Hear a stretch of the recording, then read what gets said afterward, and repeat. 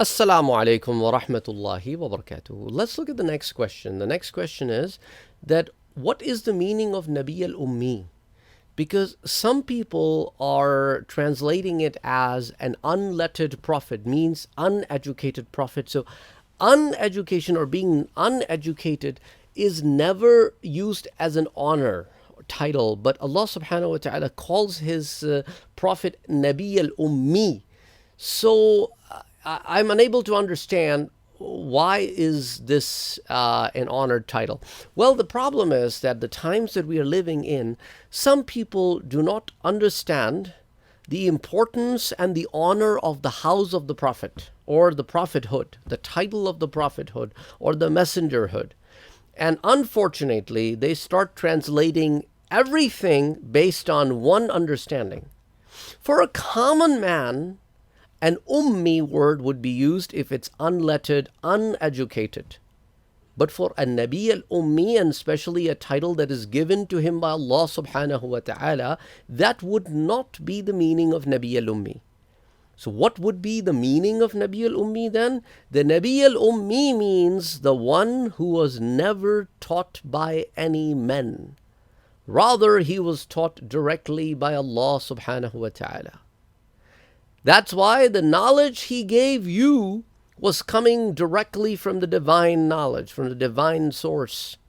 And this man among you who was never taught by any man gave information and knowledge that is teaching the entire humanity the secrets that are beyond the planet Earth. So that's what Nabi al Ummi as an honor means. The one who was never taught by a man but was taught directly by God. So nobody can say that this prophet's knowledge source is so-and-so library, so-and-so book, so-and-so teachers.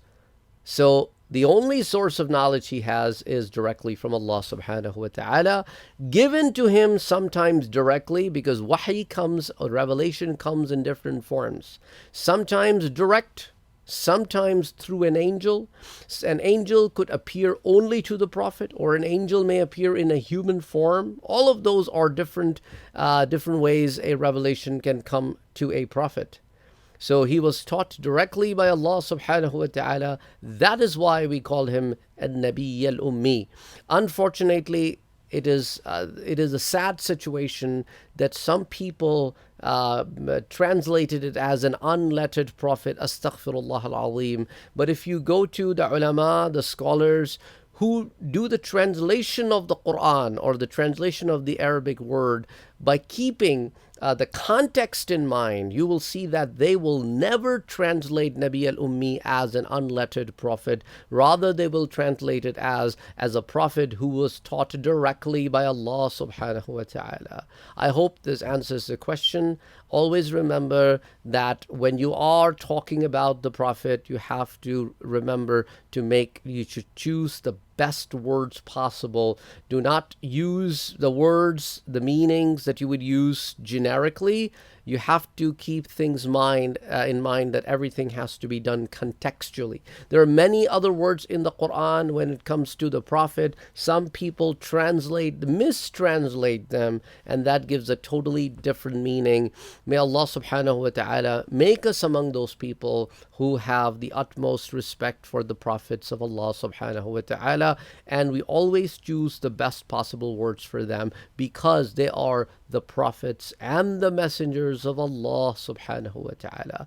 Allahumma salli ala Muhammadin wa ala ali Muhammad.